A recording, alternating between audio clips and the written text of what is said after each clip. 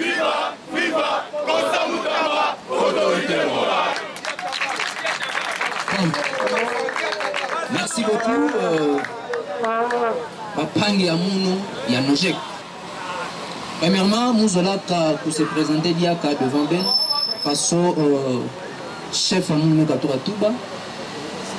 Mounou qui est le premier vice-président, il y a Interfédération, il y a Nojek du Congo central. Alors, je pense que Bissonyo Stoza Awa, Toyebi Sijenin Oro, Tokome Nakati Esika. Moi, personnellement, il y a quelques diambo yaku Toba Mingive, je pense que Bekena Komona, Mouken Ntoenia, jeune, comme Antonia Nyoso, Kele, la CIA. Et ça, bon,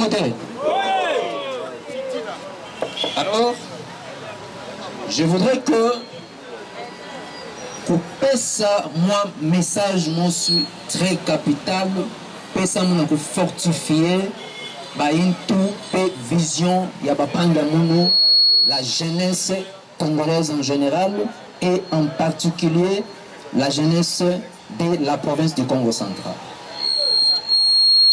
Ben, actuellement, chez nous, nous avons un problème. Il y a un tout le temps.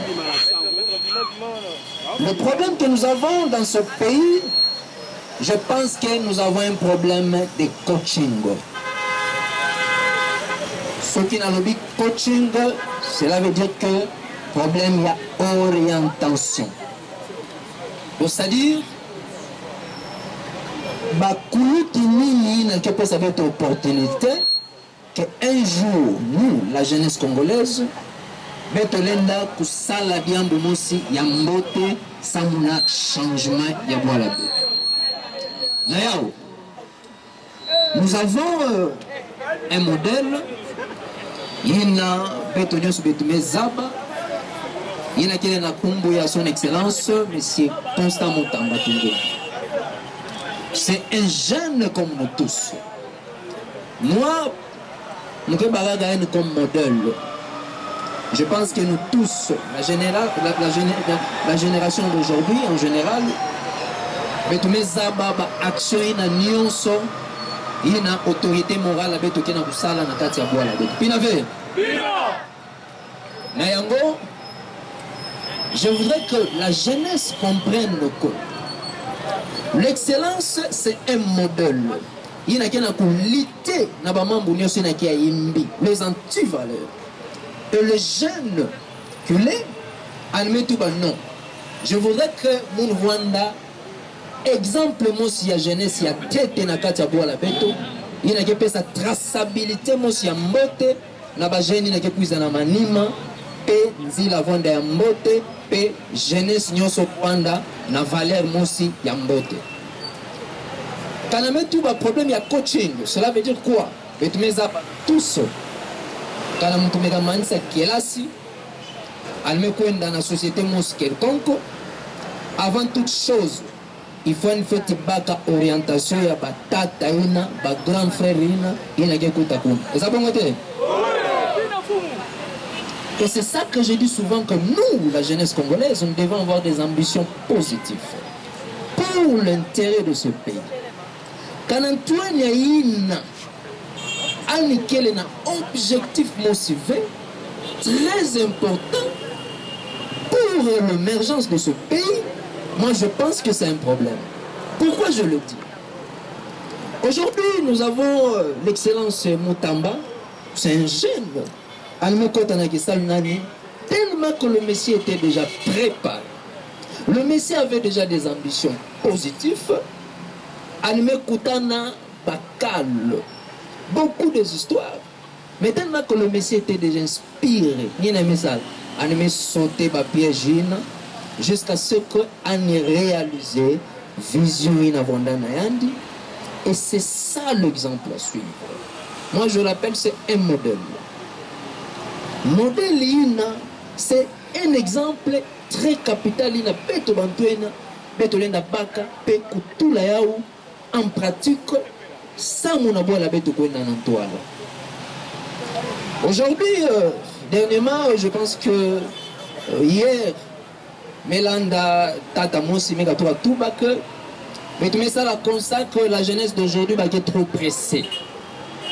Et moi je me pose la question, la précipitation de la jeunesse avec laquelle il y a nini. Parce que dans ce pays, en réalité, il y a un bonheur ce qui est pressé. Et ça peut monter. Nous devons changer beaucoup de choses. Et dans la précipitation, avec beaucoup d'intelligence, avec beaucoup de sagesse.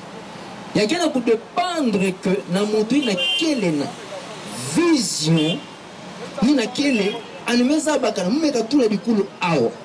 Il y a quelqu'un qui côte à mon va sauver. Il y a quelqu'un tout le monde na difficulté mo sauver. Mais il y a quelqu'un ça éclairage sans mon intérêt général.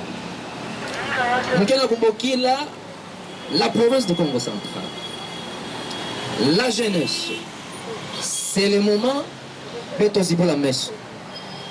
C'est le moment de les Kadiakave parce que nous n'avons pas le temps dans ce pays. Nous devons travailler durement, sans mon que un jour, Beto Vwanda na Bantoine Akaka, il y a un comportement positif sans mon intérêt général et à Boana. Je vous dis que c'est possible que nous avons la capacité de changer des choses dans ce pays. C'est possible. Et ça, on a pu changer membre, on a pu dépendre de la vision et des ambitions. Souvent, nous avons que nous se veillons qu'à tout cas en dehors de ce pays, sans qu'on en avoir la bête, sans qu'on changer membre na kati ya bois la bête, sans que bête musi simba membre bête na maboko pe lunata na toile. Les abongote. Na yango, nous avons la partie politique. Il y a quelle na kumbu ya nojek, il y a quelle nouvelle génération pour l'émergence du Congo. Nous ne pouvons jamais accepter que Beto Tambulaga Kaka même système sans pourtant changer membre na kati ya Boalaya. La lutte que l'excellence que na kunwana ya kele kaka sa mon intérêt ya ndimo sive mais qui na intérêt ya peuple congolais. Quand on a kutuba ke anike le modèle, c'est un exemple à suivre na Beto Bantoenia. Parce que il y a un problème. Problème il y a que ça là que Beto ba jeune que batata Beto ba yaya Beto tout ba que non ba jeune ya ba geza bagadi ambouvé. Or en réalité, nous avons aussi des capacités de changer beaucoup de choses. C'est le moment que nous devons travailler durement, avoir des ambitions positives. Il y a oui que ça là que un jour que le monde entier tout ba mambo mosi ya mbote samonakati ya République démocratique du Congo. J'appelle la jeunesse congolaise. Mais pour qui là, nous avons que ce pays. Le bon Dieu nous a tout donné. C'est pour cela que nous avons tout donné.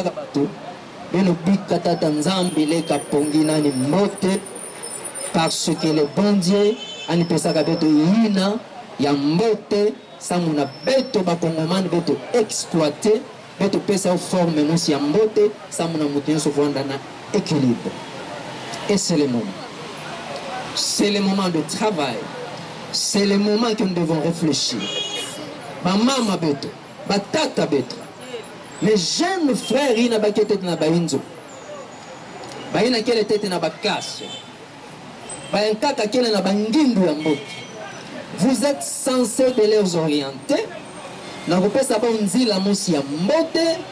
Il n'y a que ça là été un jour. Vous avez que servir boire là-bas. Même dans la société quelconque qui va travailler dans la positivité. Il y a que ça là en sorte que notre jeunesse puisse être différente dans la jeunesse la jeunesse d'aujourd'hui, il y a que les jeunesses corrompues. Nous disons non. Nous sommes prêts. Il y a comme ça la capacité de faire mieux pour l'amélioration de notre beau pays, que Mambo évolue correctement, Samuna, Mbazi, Pebana Beto, Bakuzamuna, Mambo Mosi, Yambote, Nakati Yabua la Beto. Na yao, Samuna Kushite, Biamba Muna Chuka, Mulenda Tubaike le plan. Nous sommes la jeunesse congolaise. Nous devons quand même y réfléchir que depuis que nous sommes dans ce pays, jusqu'à aujourd'hui, faisons quand même le bilan. Où sommes-nous? Alors, c'est le moment que nous devons arrêter l'hémorragie. Tant qu'il y a des choses qui ne marchent pas, et nous avons la capacité de faire mieux. Essayons d'être sereins et avoir la vision positive pour l'intérêt général. J'ai dit et je vous remercie. Merci beaucoup. Nojek, viva! Nojek, viva! Nojek, viva!